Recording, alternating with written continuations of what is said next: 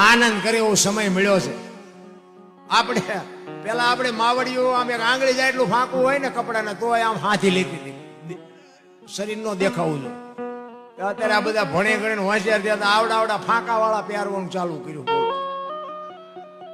આપણે એમ થાય એવું ઊંધું આવ્યું હે નથી. બોલા જીન્સ જીન્સ કે ને માથા વ્યા જાય. બોલો માલપા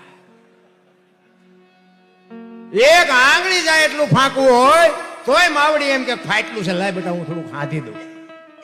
હવે અત્યારે ફાટલા પહેરવાનું ચાલુ થયું. બોલો અમારે એક ટાબરીઓ છે ને, અમારા દીકરાનો દીકરો, એને એવું પહેરેલું મેં કીધું તારા પપ્પા આવે ને મને કહેજે મારે વઢવું છે. તો મને કે કેમ? મેં કીધું બેટા પૈસા ન હોય તો હું આપું. આવા ફાટલા પહેરાવે છે તને સુરેન્દ્રનગર ભણવા જાય? એ કે દાદા તમને ખબર નથી પડતી. બોલો અત્યારની પેઢી આપણને એમ કે તમને ખબર નથી પડતી. એ કે આને ફેશન કહેવાય. મેં કીધું બટા આવા પહેરી પહેરી મરી ગયા, અમને ખબર નહોતી કે આવો સમય આવશે. ને કીધું હાશ્મીર રાખ્યા હોત ને અમે તો અત્યારે તારી હારે અમે હોત પહેરત. અરે શું ભલામણા સમય આવ્યો છે તમે જો. ઓલા માલધારી, આપણે પેલા માલધારી ઓલા ઘેટાને ઓલા ઓલી ઊન કાપીને પછી માથે ફૂલડા પાડતા હતા. માલધારી હોય એને ખબર હોય. અને અમુક આ જૂના માણસો ને ખબર, હાંડિયાને ઉપર ફૂલડા પાડે. ઘેટાને ઊન કાપીને પછી આમ પીઠ માથે ફૂલડા પાડેલા હોય. એટલે તેથી બધા એ માલધારીના દાંત કાઢતા. એ કે આ ઢોરા ભેગા રહે ને એટલે ઢોરા જેવા જ હોય ને. આ બિચારા કેવા ફૂલડા પાડીને કે આનંદ કરે. અત્યારે કરોડપતિના દીકરા છે ને આ ફૂલડા પાડે છે. આઈન પા ટોકો હોય ને આઈન પા કાન ઢાંક્યો હોય.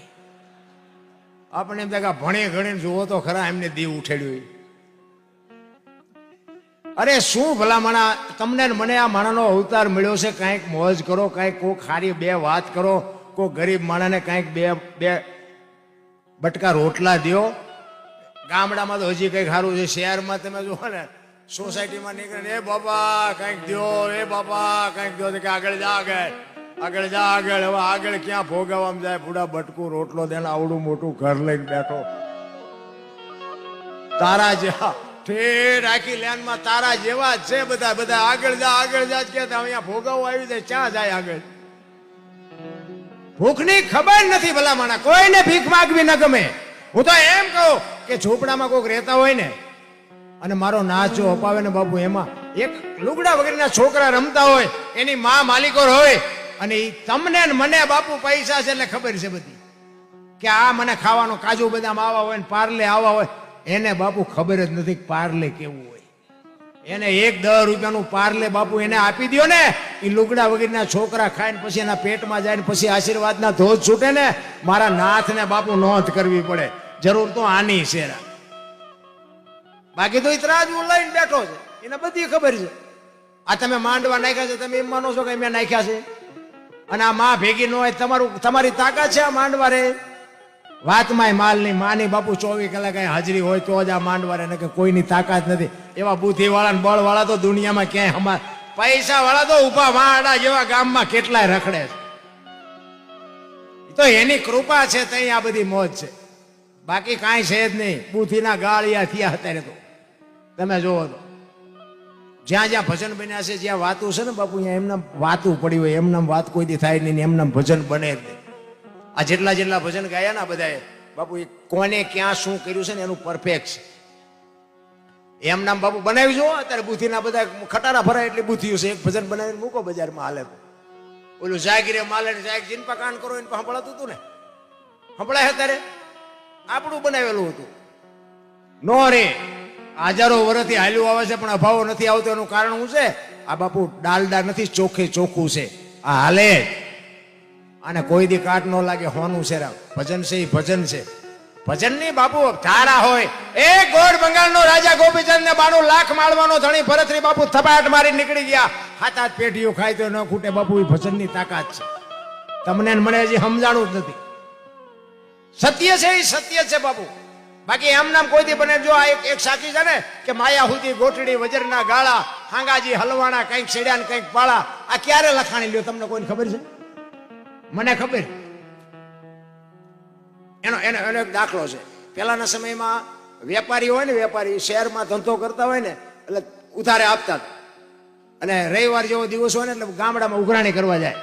એક શહેરમાંથી વેપારી ગામડામાં ઉઘરાણી માટે આવ્યા અને એ બધે જ્યાં ઉઘરાણી કરવાની ઉઘરાણી કરી અને જબાના ખીચા, તેથી રાણી સિક્કા રૂપિયાનો, ચાંદીના રૂપિયાનો જમાનો.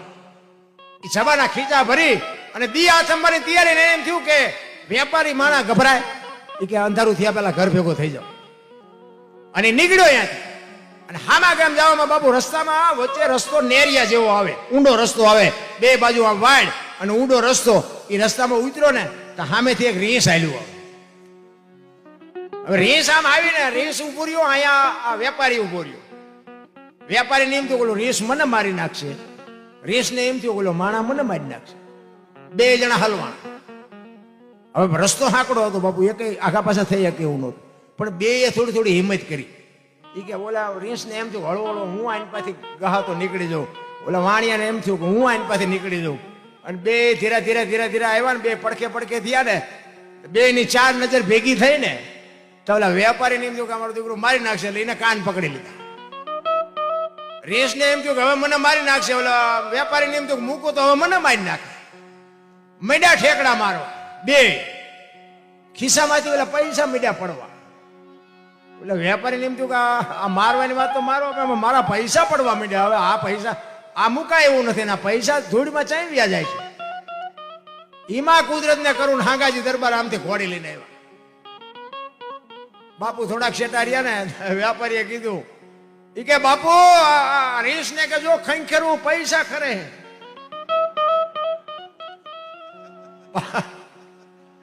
બાપુ નજીક આવીને જોયું, ખરેખર પૈસા પડેલા.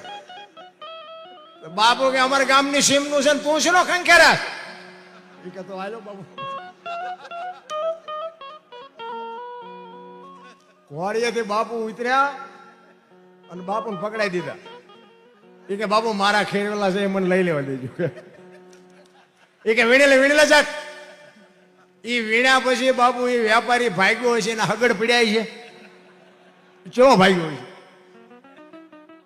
ઈ બાપુ પૈસા લઈને નીકળી. પછી બાપુ મીડિયા કઈ ખેરવા. ત્યાં સંતોને લખવું પડ્યું, માયા હુદી ગોઠડી વજ્રના ગાળા, હાંગા બાપુ આમાં હલવાના, કઈક સેડ્યા ને કઈક પાળા. આપણે આમાં હલવાના એવું નથી લાગતું. પૈસા બહુ ન દોડજો એમ પૈસા આગા જાય છે. શાંતિ રાખો, ભગવાનને એક જ અરજ કરો કે મારી પેટી હારી દેજે ને 2 ટાઈમ રોટલો દેજે ને શરીર તંદુરસ્ત રાખજે, બસ બીજી કઈ જરૂર નથી. બધું હાંકવાનો છે. કીડીને કણ ને હાથીને બાપુ મણ 1000 હાથ વળો, કોઈને બાપુ જો ભૂખ્યા રહેતા. તમે જો આપણે જે જોવે છે ને બધા જનાવરને જોવે છે. કાગડા, કૂતરા, ભેંસો, ભૂંડા બધાને જોવે ને.